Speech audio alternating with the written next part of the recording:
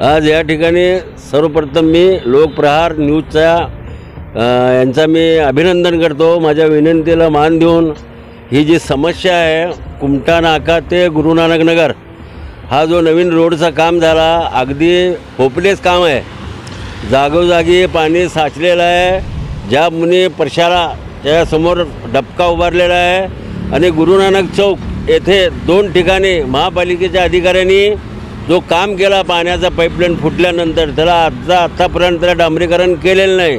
दिवसातनं 2 किंवा 3-4 मी समक्ष एक रिक्षा चालक असल्यामुळं मी प्रत्यक्ष पाहतो। दिवसातनं 10 वेळा येणं जाणं असतं।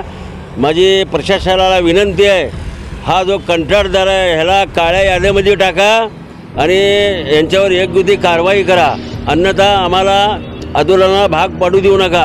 अहो आमचे पैसे महानगरपालिका म्हणजे काय घरचे पैसे नाही तुमचे, टॅक्स वसूल करून तुम्ही रोड केला, रात्री रोड केला, तुम्ही जाऊन बघा तिथं किती खड्डे आहेत। तर मी विनंती करतो प्रशासनाला, जोपर्यंत तुम्ही योग्य ती कारवाई करत नाही आम्हाला आंदोलन करायला भाग पाडू नका आणि ताबडतोब जर तुम्ही ॲक्शन घेतलं नाही मग यांच्यावर फौजदारी गुन्हे दाखल करा।